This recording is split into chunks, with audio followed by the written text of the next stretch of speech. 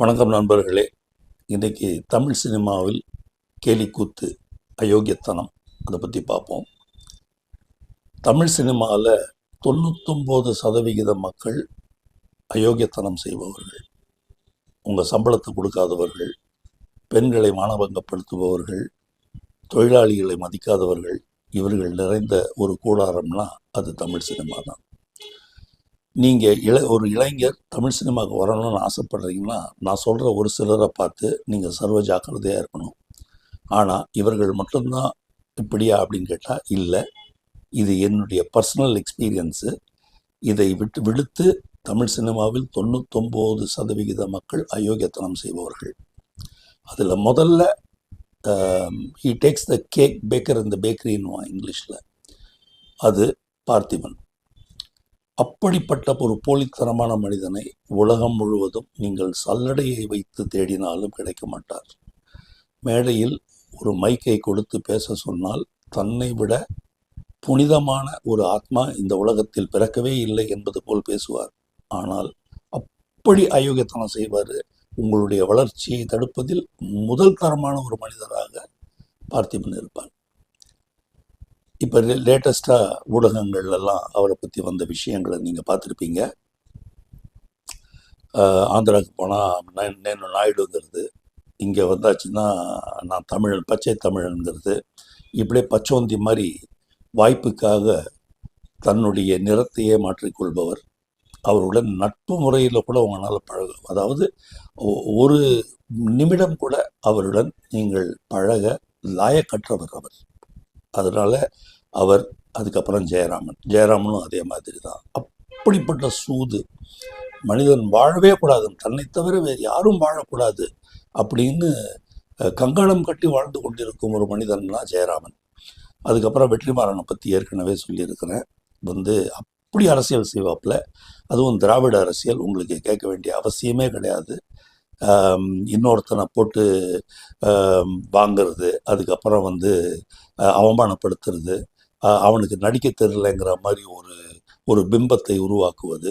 சிவாஜி கணேசனே இவர்கிட்ட வந்திருந்தா இவர் சிவாஜி கணேசனுக்கு நடிக்க தெரியலைங்கிற மாதிரி ஒரு பிம்பத்தை ஏற்படுத்தி ஷூட்டிங்கை விட்டு வெளியில் அனுப்பிச்சிருப்பார். என்ன காரணம்னு கேட்டால், அவரை பொறுத்த வரைக்கும் அமீர், சசிகுமார், கிஷோர், சமுத்திரகனி, இவங்க 4 பேருக்கு போட்டியாக யாரும் வந்துடக்கூடாதுங்கிறதுல மிக கவனமாக இருப்பார். சரி, இப்போ 3 பேரை சொல்லிட்டேன். இந்த 3 பேர் மட்டும்தானா? இல்லை. தமிழ் சினிமாவில் 99% அயோக்கியத்தனம் செய்பவர்கள் தான். மற்றும் ஒரு கசப்பான ஒரு அனுபவம் எனக்கு என்னன்னு கேட்டிங்கன்னா, என்னுடைய புத்தகம், அந்த புத்தகம் இப்போ நீங்கள் ஸ்க்ரீனில் பார்க்குறீங்களே, இந்த புத்தகம் ஜூன் 2016ஆம் ஆண்டு முதல் பதிப்பு வந்தது. அதுக்கப்புறம் 8 மாதமோ 10 மாதமோ 1 வருடமோ கழித்து 96 படம் வந்தது. நான் சாதாரணமாக நான் நடித்த படங்களையே நான் தியேட்டரில் போய் பார்க்குறது கிடையாது. இந்த படத்தை பற்றி எல்லாரும் பேசுகிறாங்களேன்னு சொல்லி தியேட்டரில் போய் பார்க்குறேன். எனக்கு பகீர் இருந்துச்சு. என்ன காரணம்னு கேட்டிங்கன்னா, என்னுடைய புத்தகத்தில் இருக்கிற சுஜா அப்படிங்கிற கேரக்டரை வச்சு ஒரு 3-4 சீனை தம்பி பிரேம்குமார் அவர்கள் உருவி அந்த படத்தில் சேர்த்திருக்கிறார். இதை தம்பி பிரேம்குமாருக்கு நான் பல சமூக வலைத்தள பக்கங்களில் அவரை டேக் பண்ணியே சொல்லியிருக்கேன். அவர் அதை பற்றி கவலைப்படலை. அவரை பொறுத்தவரையில் கோர்ட்டுக்கு போங்க, பார்த்துக்கலாம், என்ன பணம் கொடுக்க சொல்லுவாங்க, பணம் கொடுத்துட்றோம் அப்படின்னு. என்னுடைய நண்பர்களே கேட்குறாங்க, நீங்கள் ஏன் கோர்ட்டுக்கு போகலன்னு. தமிழில் ஒரு பழமொழி ஒன்று சொல்லுவாங்க, கட்டி கொடுத்த சோறும் சொல்லி கொடுத்த சொல்லும் எத்தனை நாளைக்குன்னு. நீங்கள் தொடர்ச்சியாக படங்கள் செய்துட்டு இருக்கீங்க, திருடி தான் படம் பண்ணணும்னா எத்தனை நாளைக்கு படம் பண்ண போகிறீங்க? என்றைக்கோ ஒரு நாள் மாட்டுவீங்க நீங்கள். ஆனால் என்னால் இப்படிப்பட்ட ஒரு ஒரு பீஸை எழுத முடியும் அப்படின்னா, என்னால் இது மாதிரி 1000 பீஸ் எழுத முடியும். 96 மாதிரியே என்கிட்ட 3 சப்ஜெக்ட் இருக்குது. அதில் ஒன்று ஆல்ரெடி ஸ்க்ரீன் பிளேவே பண்ணி வச்சுருக்கிறேன். எதுக்கு சொல்கிறேன்னு கேட்டால், நான் இந்த கோர்ட்டு, அதுக்கப்புறம் காம்பன்சேஷன், இதிலெல்லாம் பெருசாக நம்பிக்கை உடையவன் இல்லை. பிரேம்குமார் தான் அடுத்தடுத்த படங்களுக்கு என்ன பண்ண போகிறாருங்கிறது என்னுடைய பெரிய வருத்தம். சிவகார்த்திகேயனோட ஒரு படத்தில் சமீபத்தில் நடிக்கக்கூடிய வாய்ப்பு கிடச்சிது. அந்த படத்தில் நடிச்சிட்டு இருக்கும்போது அவரோட பேசக்கூடிய, பழகக்கூடிய வாய்ப்பு கிடைக்கும்போது நான் சொன்னேன், சார் இப்போ சிவகார்த்திகேயன் ப்ரொடக்ஷனில் என்ன வேலை நடக்குதுன்னு கேட்டேன். தாய்க்கிழவின்னு ஒரு படம் பண்ணியிருக்கோம் சார், அதுதான் ரிலீஸுக்கு இருக்குது அப்படின்னாரு. அப்படியா, சந்தோஷம் அப்படின்னு சொன்னேன். நான் வந்து உங்களுடைய திரைப்பட தயாரிப்பு நிறுவனத்திற்கு கதை சொல்லணும் அப்படின்னா அதற்கு ப்ரொசீஜர் என்னன்னு கேட்குறேன். அவர் சொல்கிறாரு, கலையரசன் ஒருத்தர் தான் சார் அதை பார்த்துக்கிறாரு, இபி. அவர் தொடர்பு கொண்டீங்கன்னா முதல்ல அவர், அதுக்கப்புறம் இன்னொரு 3 பேர் கேட்பாங்க, அவங்க ஓகே பண்ண பிறகு தான் நான் கேட்பேன் அப்படின்னாரு. ஓகே அப்படின்னு சொல்லிட்டு, நமக்கு இந்த என்ட்ரன்ஸ் எக்ஸாம் எழுதி பழக்கம், ஏன்னா எப்போவுமே ஜெயிப்போம் அப்படிங்கிற நம்பிக்கையில். சரின்னு நான் கலையரசனை எப்படி தொடர்பு கொள்ளுறது அப்படின்னு கேட்டால், அவரே நானே நம்பர் கொடுக்குறேன் சார், நம்பர் கொடுத்தாரு. நம்பரை வாங்கிட்டு நான் சென்னை வந்த பிறகு, அது அவுட்டோர் ஷூட்டிங், சென்னை வந்த பிறகு ஃபோன் பண்ணேன். கலையரசன் ஃபோன் எடுக்கலை. அதுக்கப்புறம் ஒரு வாட்ஸ்ஆப்பில் வாய்ஸ் மெசேஜ் ஒன்று விட்டேன், இந்த மாதிரி எஸ்கே கொடுத்துருக்குறாரு அப்படின்னு சொன்னோடனே ஒன்றும் பதிலே இல்லை இன்னைக்கு வரைக்கும்.